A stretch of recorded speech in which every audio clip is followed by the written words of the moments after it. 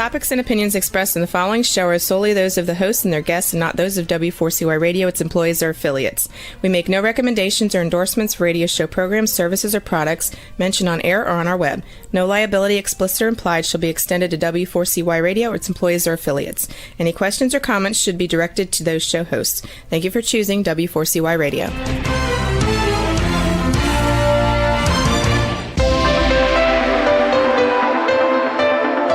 Churchill said, "Those who fail to learn from history are condemned to repeat it." Kevin Hallinan believes that certainly applies to business.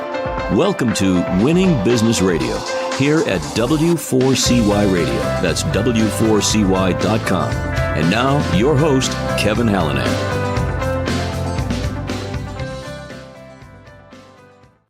Thanks, everybody, again for joining in today. I'm Kevin Hallinan, and welcome back to Winning Business TV and Radio on W4CY.com. We're streaming live on Talk4TV, the number 4TV.com. And, of course, we're live on Facebook, and that's at Winning Business Radio, and also YouTube. We are available after the live show on iHeartRadio, Spotify, Apple, pretty much wherever you listen to your favorite podcasts. So check us out there. The mission of Winning Business Radio and TV, as regular viewers and listeners know, is to offer insights and advice to help people avoid the mistakes of others, right? I say this every week, to learn best practices, the how-tos, the what-tos, the what-not-tos. And of course, I want you to be challenged and hopefully to be inspired by the successes of others. Who are those others? Consultants, coaches, advisors, authors, founders and owners, entrepreneurs, people with expertise. So, virtually every successful person I've had a chance to talk to has had some form of failure in their lives and careers. We all do. As much as we have success, there are failures along the way. We all have to get our knees skinned once in a while. I always say I'm driven to keep those scrapes from needing major surgery. Let's endeavor to learn from history so we don't repeat it, as the intro said. I've spent the better part of my career equipping businesses to grow, and that's from solopreneurs to small and medium-sized companies all the way to the Fortune 50, including startups. I've seen some of those companies win, and to varying degrees, I've seen some fail. I've had the opportunity to rub elbows with some of the highest performing folks around, and in some cases, with a few who should have found other professions. But in my own businesses, I've had a lot of success, but some failures too. So I like to think I've learned a lot. So yeah, you're going to hear from me. I like to share a few opinions here and there, but usually I want you to listen to our guests. And my returning guest today is John Gates. You may remember him from, we had him in early February. He is pay negotiation expert, keynote speaker, best-selling author of Act Your Wage, founder of Salary.coach, and he's the founder of the Crossroads, a proven faith-aligned path that helps Christian corporate leaders launch their first consulting business in about 6 weeks. So I'll read his bio, but we're gonna get a little background and then focus on that cool-sounding concept. John Gates is an international best-selling author and salary negotiation expert who's overseen more than 75,000 job offers, not a typo, during his 30-year career in corporate recruiting. As a former head of global recruiting for multiple Fortune 500 companies, he's trained hiring teams on how to negotiate, giving him rare insider insight into what actually works. Again, the creator of Salary.coach, and that method, John helps executives and job seekers confidently navigate offer conversations without risking the deal. His sessions blend sharp strategy with a calming, practical tone that audiences love and apply immediately. John's a mission-driven speaker who leaves professionals saying, "Why didn't anyone teach me this sooner?" He's the international author, again, of Act Your Wage, What to Say and How to Say It to Get the Best Possible Salary Package. He holds a bachelor's in management and finance, a double major from the University of Oregon. He resides in Medford, Oregon, has 5 kids, 2 boys and 3 girls. And John was back with us, as I said, in early February. So I asked him to come back and talk to us about the Crossroads. John, welcome back to Winning Business Radio and TV. Kevin, so fun to be back with you again. We had such a great time last time. We did. And I think this will be more of the same. So I'm really grateful to be here, and it's going to be a blast. Well, I didn't want to cover both of those discussions in one because we would have shortchanged both. So we got a really good understanding last time of what you do at the Salary.coach. But we're going to get I'm going to remind people of your background a little bit, and then we'll get into the work that you're doing now with faith-based people. You grew up in Oregon. You were influenced by some people when you were younger. Who were those folks?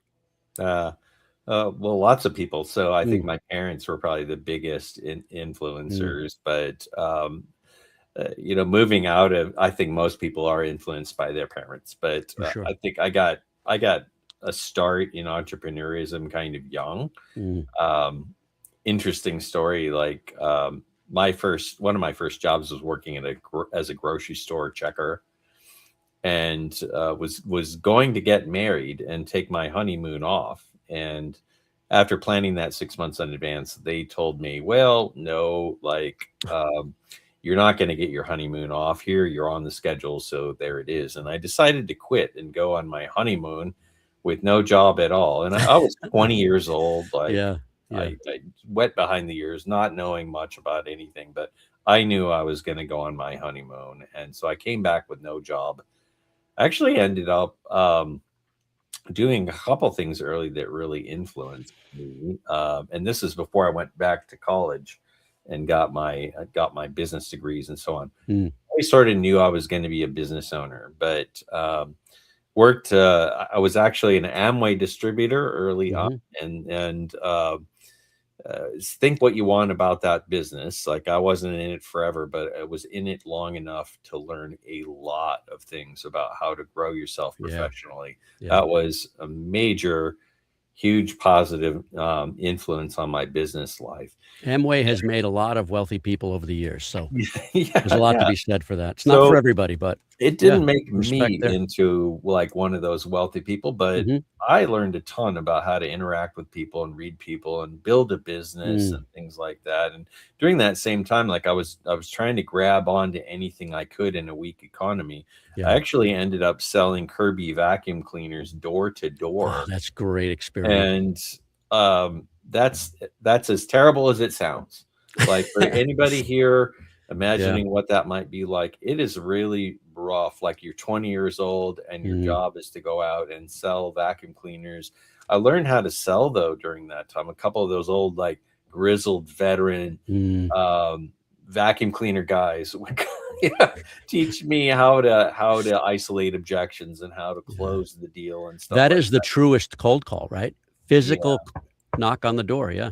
Yeah, yeah. So I learned some of that as a young person. Mm, Eventually, all this inspired me to go back to college and get a degree, because I wanted ultimately to have a proper business of my own one mm, day. And then I was trapped in the corporate environment for many years after that. Like, you have a family, kids, bills to pay.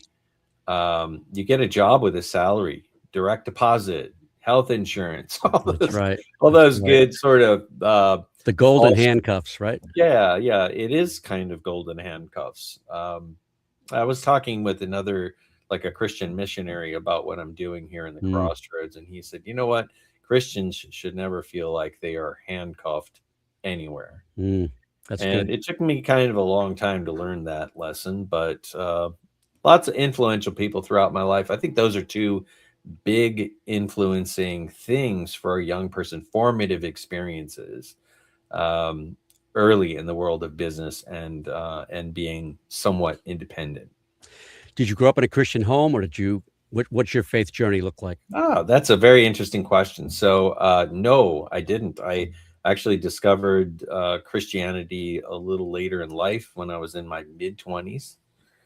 And kind of an interesting story there. I grew up in a New Age household. Wow. So my father, who passed away during the pandemic, I would describe him as like a spiritual wanderer. He kind of liked the buffet of spiritual Hmm experiences from a lot of hmm different places. He took a little bit of Christianity, a whole bunch of the New Age movement, and Yeah. a bunch of stuff. Like, he slept under a pyramid that was made out of brass and aligned to true north, because he believed that the energies from that would heal him and help him to have a positive life. There was a lot of stuff like reincarnation, past life regression, Mm, hypnosis, some sort of guided meditation process, psychic healing. just about anything that was interesting and a shiny object, he would Yeah. go after. Yeah. And that's the environment that I grew up in. And yeah, one day I got invited to a Baptist church, and I just decided to go. And I don't really know why, but the sermon was going to be on evolution and creation. Mm. And the person who invited me thought that that might be of interest to me because I was a big science fiction guy and loved all that stuff. And so I decided to go, and the person who was on the stage was making fun of people who believed in evolution for 90 minutes. He did that. It was attacking people, talking about how stupid they were and how stuck in their own logical systems they were, and all that. And it made me really, really mad. And I couldn't I don't figure blame out. you. I couldn't figure out why. Like I was sitting there, and um, I was mad for 2 weeks, and I don't stay mad for very long. Mm. And finally, like in a moment of introspection and honesty, I looked at myself and I said, you know why I'm mad? I'm mad because as a teenager and a young adult, I made fun of people who believed in biblical creation Yeah. because Yeah. somebody just said so. And what I came to realize is that I had accepted kind of by default the theory of evolution just because somebody said so. Mm-hmm. Star Trek said so. Battlestar Galactica said so. All these shows and things, the comic books, the X-Men, all these kind of things kind of assume that evolution is the case, and they bring it into storytelling that I enjoyed and liked. Yeah. And I just sort of thought, well, it kind of makes sense. And I never really dug into the theory itself and what might be a truth claim in that theory.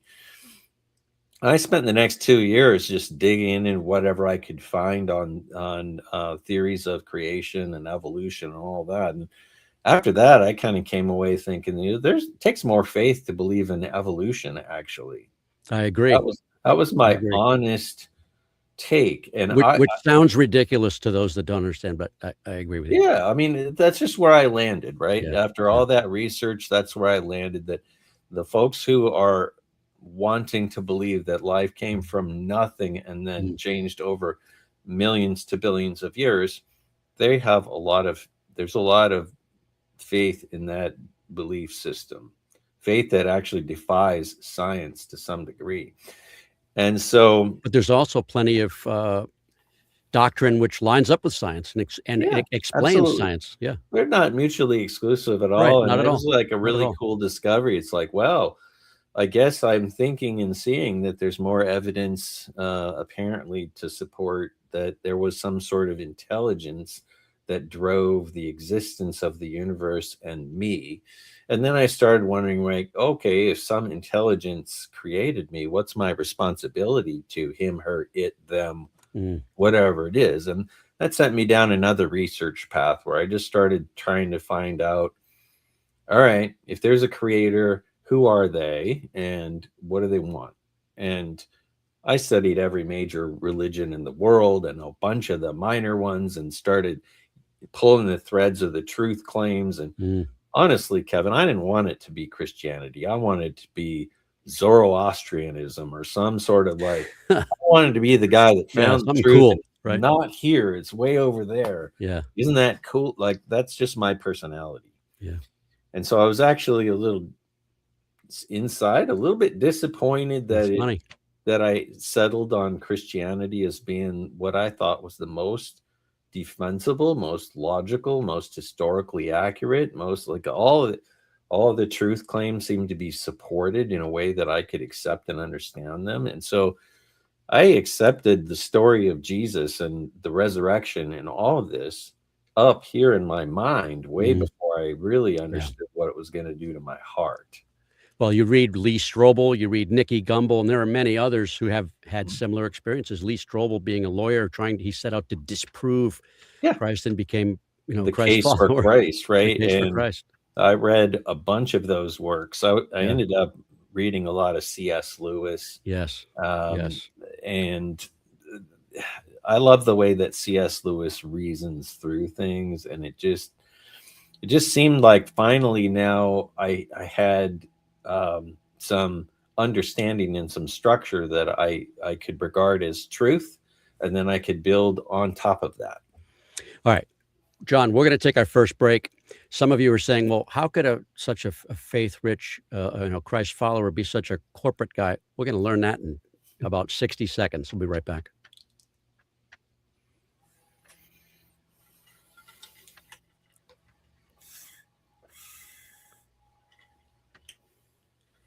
All right, maybe we won't.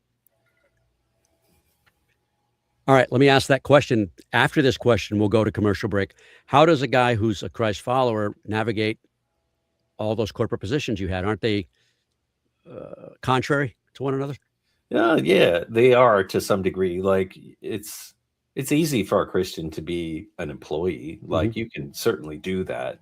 And most people, in fact, do that. Like if you look at the people that are going to church, you will see most of them work somewhere. Sure. So there's not really an inconsistency there.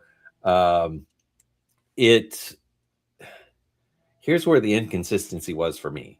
I ended up in an HR career. And when you're in HR, you're responsible for coaching managers through, employee manager problems, things like that. You have to be perceived as dead neutral in those conversations, meaning I had to hide my faith.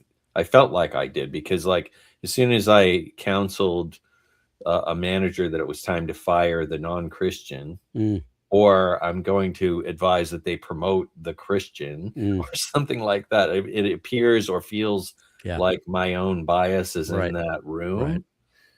So for many years, I felt this like silent pressure to keep my personal faith very private, almost secret.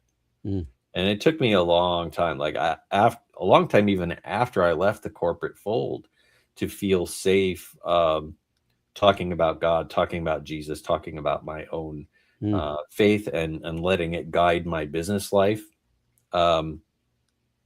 And I know there are a lot of senior level people who probably feel the same. You're listening to this, you're realizing that, hey, I have to remain unbiased too. I'm the chief operating officer. Right. I'm about to make staff cuts, or I'm about to, making a promotion decision, whatever. A lot of senior people that I've talked to feel like they have to take their faith and put it in a closet somewhere where it can't be seen, except for on Sunday. All right, we'll come back to that in just a minute. I think we're ready for commercial. We'll be back in about 60 seconds. You're listening to Winning Business Radio with Kevin Hallinan on W4CY Radio. That's W4CY.com. Don't go away. More helpful information is coming right up, right here on Winning Business Radio. Bestien Wealth Management is family-owned for 2 generations. They take pride in thoughtful financial planning and wealth management with a family feel for your closely held family business. Bestien Wealth Management focuses on deep planning, integrating your business planning with personal. They will help put your money to work and your mind at ease. Go to bestienwealthmanagement.com for more information. Advisory services offered through Commonwealth Financial Network, a registered investment advisor. Join the Bestien family and let our family advise your family. That's bestienwealthmanagement.com for your complimentary initial consultation. Have you ever dreamt of being on the radio? Well, now is your chance. Be a radio show guest on the #1 ranked internet radio station and promote you and your business for free. Yes, you heard it, free. Business advertising right here on W4CY.com. Call 561-506-4031 now to get booked on one of our shows. That's 561-506-4031. Get your free advertising now. And now back to Winning Business Radio with Kevin Hallinan, presenting exciting topics and expert guests with one goal in mind, to help you succeed in business. Here once again is Kevin Hallinan.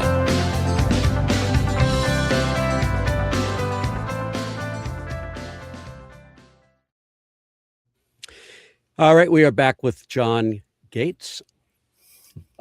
and he's got some cool stuff to tell us. Talk about how you made it into the big corporate. You were at the very highest levels of recruiting. Take us through that a bit, and then we'll get into the Crossroads. Yeah, sure. So, I fell into recruiting after college. Wanted to be a financial analyst, and you can kind of tell by my personality, I like to analyze things. But that first job fell apart before I showed up. I got laid off before my start date. That was the first time I ever got laid off. And so I ended up searching for work after college because I had a newborn son and really needed something. And I ended up working at a temporary agency because I could speak Spanish and I had a degree and I looked good in a suit. And so they gave me a job and said, I want you to work out in this Hispanic suburb of Portland, Oregon, and translate all of our application materials and our testing materials. And then you can interview and dispatch people who don't speak English. And that was a big growth opportunity for this temp agency. So I ended up staying in that temp agency or recruiting agency world for the first 5 years. Then I moved into corporate recruiting and very quickly rose into leadership. I was a very, very good pay negotiator on behalf of companies.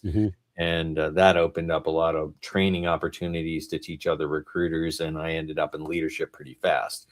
By the early 2000s, I got a job at a mining company to build a recruiting function from scratch. And mining up until that point had been kind of dead for about 20 years. So the whole industry hadn't done any hiring for that period of time. They kind of forgot how to do it as an industry. That makes sense. So I had to learn a whole new industry and really had a good time in mining and natural resources, but rose up very quickly and ended up being the head of recruiting for another mining company further down the line, leading fairly large global recruiting organizations, and wrapped up my recruiting career at Marathon Oil as the head of global recruiting there. But through that whole journey, I've been laid off 4 or 5 times, and that stings, especially when you're relocating to take a job with a company. They'll hire you during the growth phase. Right. Growth cycles are 3 to 5 years. You grow until you overgrow. And somebody makes a mistake, or it's time to get a little bit smaller or a lot smaller. And as soon as it's time to get smaller, the people who make the company bigger, like me, are fairly easy targets for staff reduction.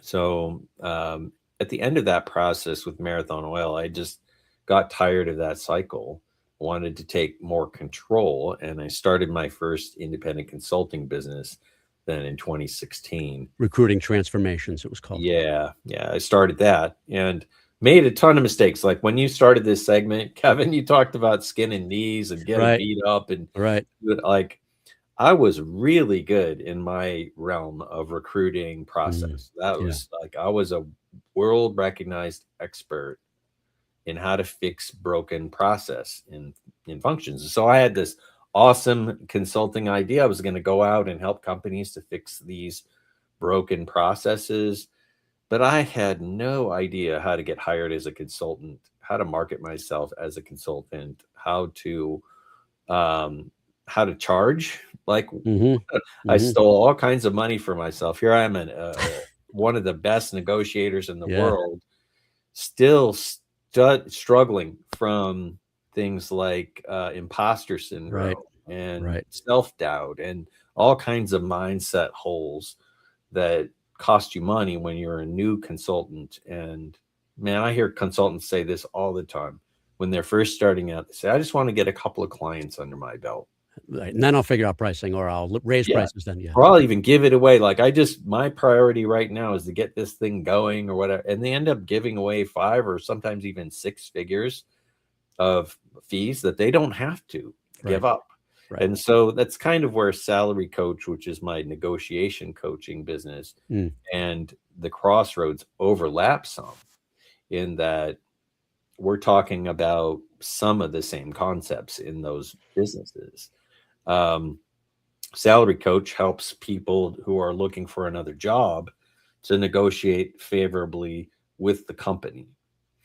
And one of the things I teach in the Crossroads is teach new consultants how to negotiate, how to scope a deal properly, how to get through the door, and how to do that without losing your shirt in the process. So, And a lot of that, I imagine, I remember the conversation, but it's also adjacent to what I do in developing salespeople and sales teams, mindset, right? Absolutely. Confidence is. Yep, there is a lot of mindset work to do. And I think sometimes Christians hear that term mindset and they think, oh, that sounds kind of woo-woo. It sounds like maybe there's some new age movement stuff happening in there. But what I've tried to do within the Crossroads is to help people build a Christian business mindset, which is a little bit different. We can talk about that for a while, but Let's start right there. Let's talk about what that looks like. Yeah, go ahead. Yeah, so I think there's some foundational misunderstandings that some people have, and when it comes to business and things like that. We talked a little about the golden handcuffs idea. And so I'll rewind to that, and I think this is going to make sense. I talk to many people, many Christians even, who say, yeah, I'm 48 or I'm 57 or I'm 62 and I just got laid off. Now I'm at the crossroads. Do I want to start my own thing, or do I want to go back and get another job? And very often they lean back into the job because it feels like a safe place. Right. It feels like a feathered nest, like the reliability of the direct deposit going in makes their a regular paycheck, makes their life manageable in their mind. The health insurance, where's that going to come from, and all of that. But here's where the Christian business mindset comes in, right? I think a lot of people get this twisted in their mind, and they think that the job is my provider. This is going to come, when I say this, it's probably going to go, oh, yeah, I get it now. If you feel like the economy is your provider, or the company is your provider, or the job is your provider, no wonder you're going to feel burned out and enslaved and anxious about this. You're stuck. You feel trapped. You feel smothered in some way. If that's you, you don't have to feel that way. You're laboring that way because you've confused who the provider is in your life. Yes. And you've got an idol sitting on God's throne. And that sounds kind of harsh. It does, yeah. But it really, like, what is an idol anyway? It's something that you worship as your provider. I guess that's one way of looking at it. So if something that's not God is occupying God's throne as the provider for your life, then you built your house on the sand. And that's why you feel so stressed out and trapped and everything else. God doesn't want you to feel that way. You can stay in the job and change your mindset and have much stronger joy. Or you could say, I'm not going to worry about this paycheck thing. If God's really the provider, that's A. If God's the provider and God is calling me into a life of independence, then God's going to make that happen. Like he's going to provide for opportunity, money, clients, all that stuff. And that is another thing that I talk about in the Crossroads a lot. Bring God into your business planning and into your business idea, into the vision. Allow him to create the vision for what you're going to build with you. Like, I like for people to imagine that they are co-creators with God in this process. Now, that doesn't mean we're gods. What it means is that we're children of God, made in his image. And it's undeniable that humans are creative. We are creative beings. We want to go out and create things. The studio that you're sitting in right now was made possible because someone created it. That, the building, the house that we live in, right? The neighborhoods. You just go outside and look around and you will see the testament of human creative energy. And we have that because we're made in God's image. He designed us to be creative creatures. And that's part of his identity and who he is. And so I don't believe that God wants to change the world all by himself. I think that he wants to do that through us and with us. And that includes things like building your business. You're going to go out and build a business. You don't have to think that you're doing that alone in your own strength or whatever.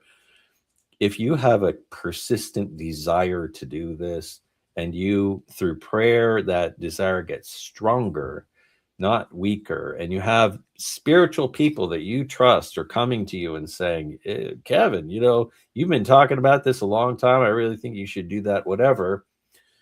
That desire, you can conclude, is there because God put it there to move you in a certain direction so he can change the world with you.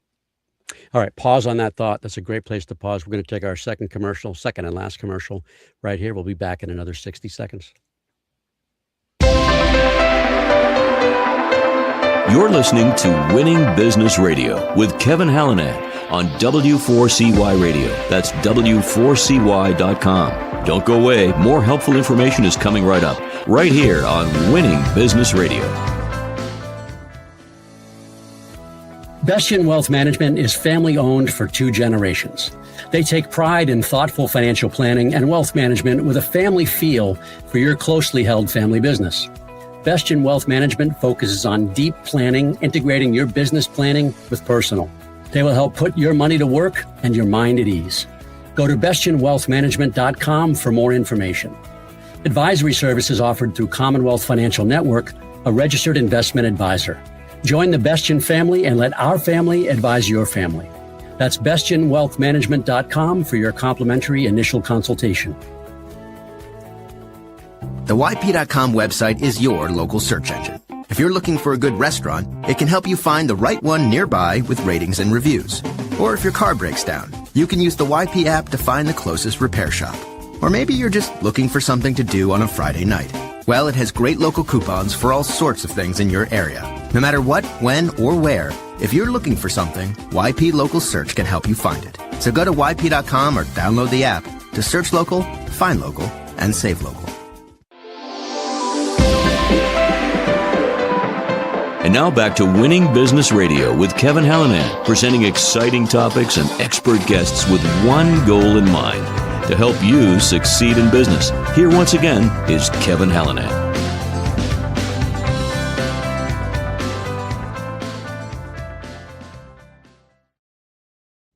We're back with John Gates of Salary.Coach, founder of the Salary.Coach method and the Crossroads. John, how does someone make that co-creating practical? How do we, I think it's a fairly simple answer, but I want to dig in here. Okay. How does someone take that practical step to bring God into it?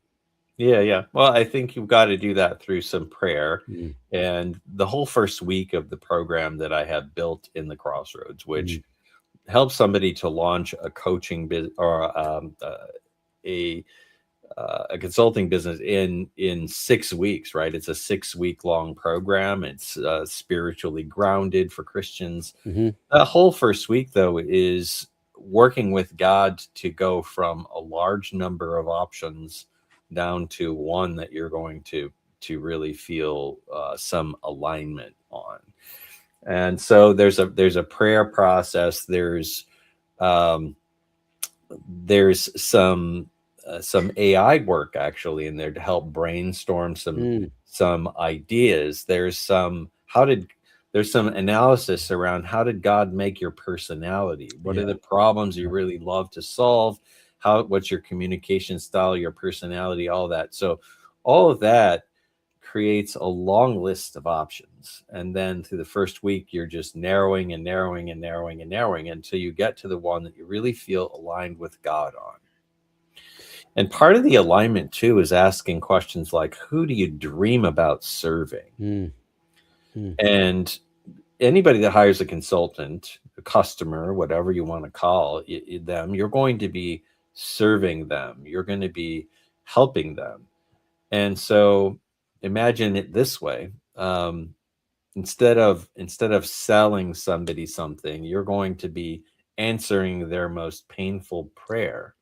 Even if they're not a Christian, right? They're going to hire you because they have a gap, and if they don't fix it, they're going to be in trouble. There's a sense of urgency. Their bonus is at risk. Maybe their job is even at risk, and they are hoping, code word for praying, that that a solution will appear.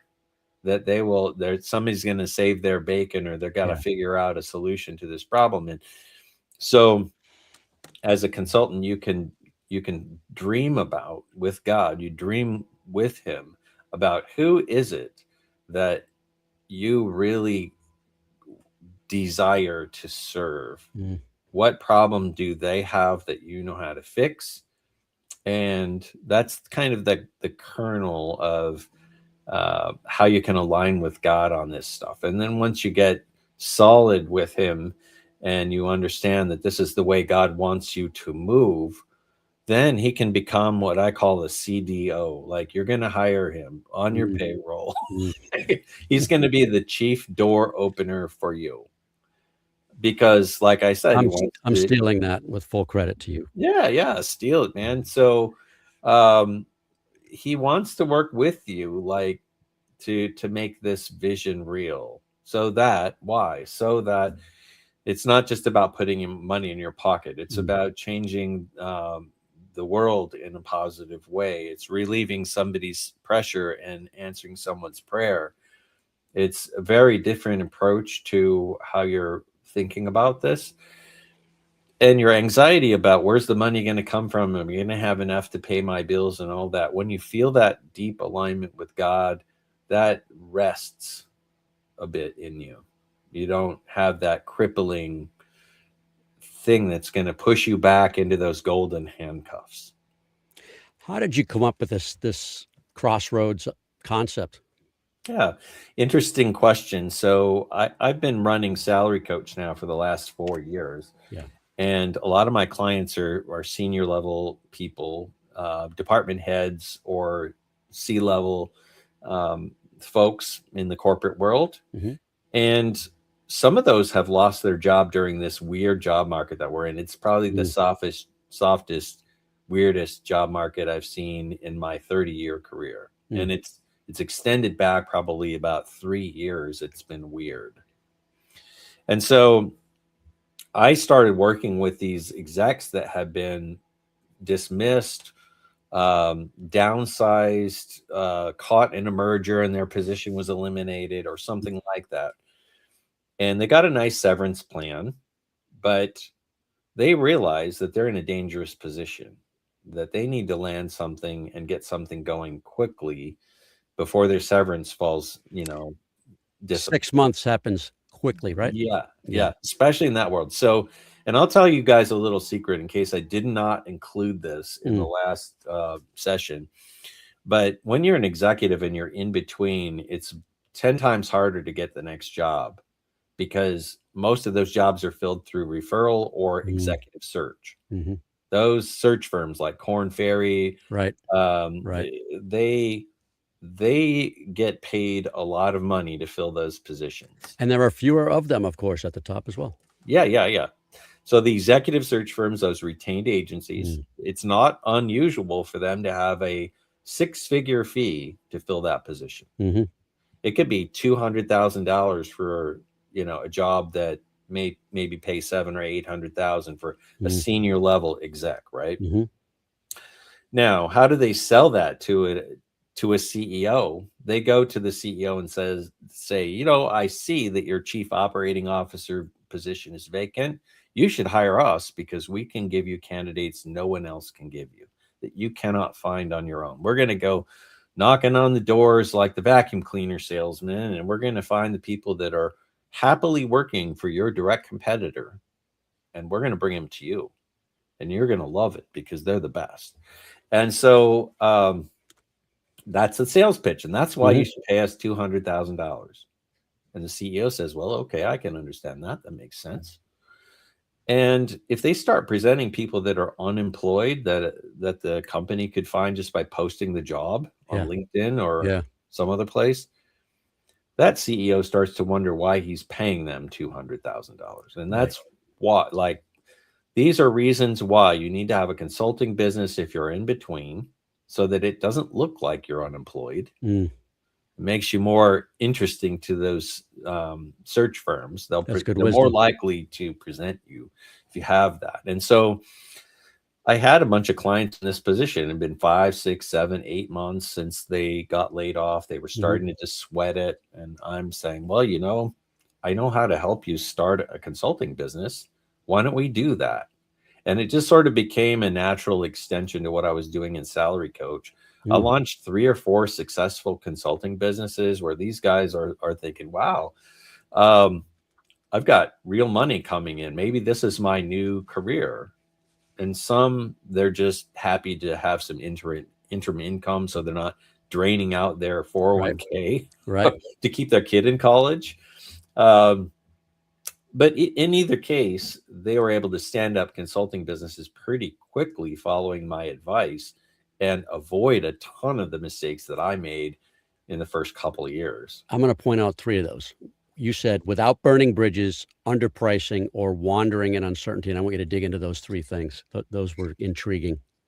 Yeah. Okay. So I'm not sure where I'm going to go yet with burning bridges, but wandering in uncertainty is a huge one. Yeah. People don't, they don't really know how to be a consultant. And I'm going to give away a secret here for anybody that's thinking about making this journey. And it's totally counterintuitive, but it is the truth. I learned this the hard way. Okay. So the perception that most people have is, I'm going to go out to the market and I'm going to say, I can do a lot of things. I can do a lot of things for you. I know how to do a lot of things. And so therefore you should hire me because I can do a lot of things.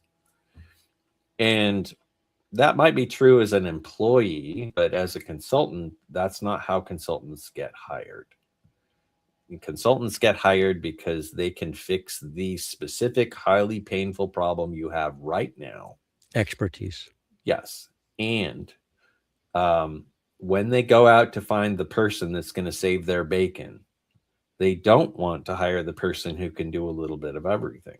They want to hire the person who is highly specialized in that particular problem, has done it lots of times before, and knows what they're doing, because that reduces the risk to the person who's hiring you. And the way I describe this in my program is, imagine you're getting married. You're getting married in the summertime, and you're going to go hire a wedding photographer to shoot your wedding. And it's like a really important day, and you want to make sure that it's really good.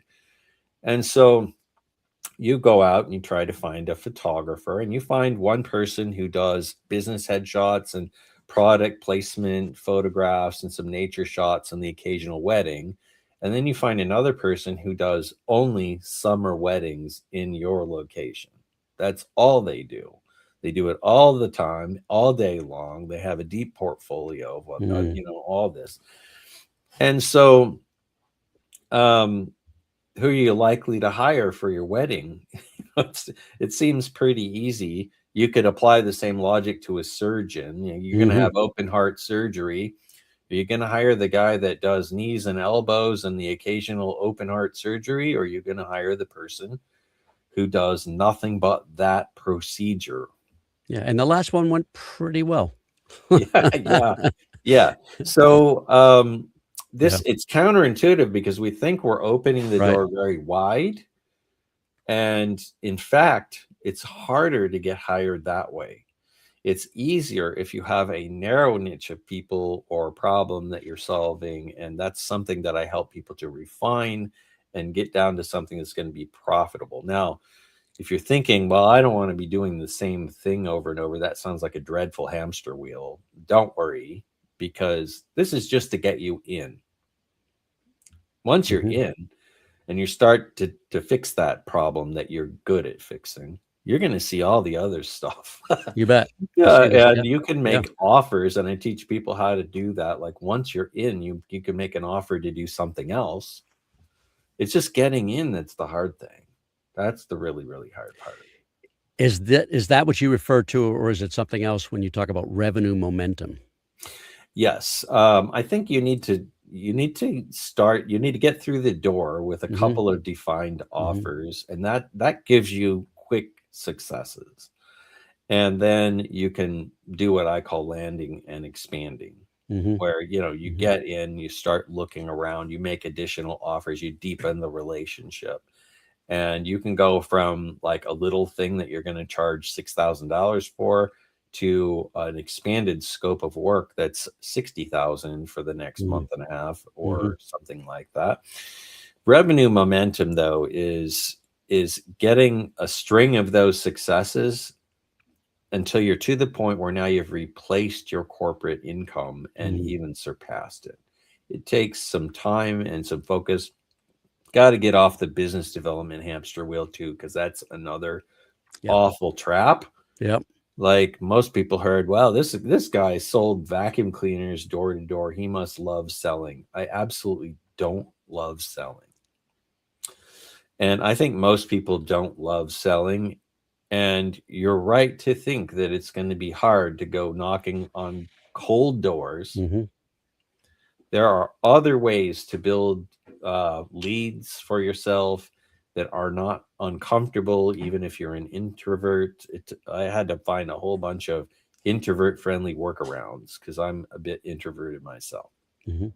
And having a viable referral network is a core part of that strategy. So instead of knocking on doors cold, find people who can introduce you warmly to the folks that need you. And that is a much more comfortable way. And if you do that right and you build that network and you nurture it some, it's easy to nurture those relationships instead of going out and cold knocking. You're going to get leads when your head's down on a project. That's right. And you don't have to suffer that like I did. Like when I was first doing this, I did not understand this. I would find a project. It would keep me busy for 3 months and I'd be happy as a clam doing what I loved. And I would avoid doing what I hated, which was cold business development work. So I was getting paid. I was happy. My business bank account was like padding a little bit. I felt a little more protected. I was still operating in that place where I thought my business was my provider when God, in fact, is. But I would come up for air after the end of that with a slightly fatter bank account thinking, well, unfortunately now I don't have any leads. So I'm going to have to get started on, and it would take me 3 or 4 months to find the next 3-month gig. The roller coaster. Yeah. It took me a long time to figure out how to solve that problem. And a lot of sales coaches will teach you that you should set aside an hour a day or something like that. Be disciplined about it. Might work for some people, but that never worked for me. I found that a vibrant referral network is the very best way to keep leads coming in with me not having to go do all that vile door knocking that I talked about earlier. That could be a social network. It could be a professional network. It could be social media. It could be LinkedIn, et cetera, right? Yeah. You just got to focus on building the network. And the key here and key concept for listeners, if you want to try this on your own, is find the people that know your prospect. We talked about that dream customer. Define who that is and what their problem is, and then find the people that know that person. Spend that time, find those people, and if they like, know, and trust you, or you find them some reason to give you referrals, maybe it's going to be mutual back and forth or something like that. You're going to have a much easier time finding leads. It's just the weight of that activity gets a whole lot lighter. And I found too, like, this is strange, since I've started coming out and saying I'm a Christian, I want to help other Christians on this journey, which feels like it's partially a business journey and it's partially a spiritual journey because of all the fear involved in it. When I started going into secular spaces and saying I'm a Christian and I want to help other Christians do this, the doors flew open. Like, I was talk about God being the chief door opener. I learned that there are Christian chambers of commerce now popping up across the country. Like, I didn't know this before. And people would call me or they would email me and say, "Hey, John, I love what you're doing. Let me introduce you to this guy who's down in Katy, Texas, who's starting up the Christian Chamber of Commerce down there. You two should partner." And it just, like, God became the chief door opener for me once what I was doing was fully aligned with what he wanted me to do. That's outstanding. We have to wrap this up. I feel like we're just getting going. I want you to tell us for just a few seconds, who should reach out to you and why? You just said it. They're people of faith. They maybe find themselves in this situation, or maybe it's a desire. Maybe they want to go this route, or maybe it's been forced upon them. Who else? Yeah. Anybody who is feeling constrained in their corporate career, that you could be still working in your corporate career, or you could be released from the job and you're at that crossroads moment where you're thinking about doing this. You should reach out to me and I'm happy to talk you through what ideas do you have, see if it's viable, see if that might be just a good pressure test of your idea and what you want to do. It's not for everybody, but a lot of people can do this, and it's amazing. Once you have that freedom, you're unleashed. God is the provider. Living like that is more exciting than I can even describe. Well, let's hope some people take advantage of that. And you just said you welcome takers. It's John@salary.coach. Listen carefully, John@salary.coach. You can check out that website, salary.coach. He's a fantastic guy. You can see I know he's very approachable. So thank you, John. We appreciate you being here for the second time. I want to stay in touch, and I appreciate all your time and effort. Thanks, Kevin. It was a blast, just like the last time. You're a marvelous host. Thank you. Thank you. And thank you, everybody, for watching and listening. This is a show about business and business challenges. If you think you might need help with the sales part of your business, if it's not meeting expectations, maybe we should talk. We're not right for everybody, but Sandler Training is our company, Winning Incorporated. We develop salespeople, sales teams, and sales leaders. We do it every day in different industries, all kinds. Reach out to me. Otherwise, that reach out, I'm sorry, I'm just trying to move quickly. Kevin@Winning Business Radio is the best way to reach me in this venue. Be sure to join us next week, Monday, March 30th. My guest will be Craig Brenner, founder of iCognio, a platform that delivers AI productivity benefits while addressing the security, governance, accuracy, cost concerns that have slowed adoption across legal industry, AI for legal. Until then, this is Kevin Hallinan. Thanks for being here. You've been listening to Winning Business Radio with your host, Kevin Hallinan. If you missed any part of this episode, the podcast is available on Talk4 Podcasting and iHeartRadio. For more information and questions, go to winningbusinessradio.com or check us out on social media. Tune in again next week and every Monday at 4 p.m. Eastern Time to listen live to Winning Business Radio on W4CY Radio, W4CY.com. Until then, let's succeed where others have failed and win in business with Kevin Hallinan and Winning Business Radio.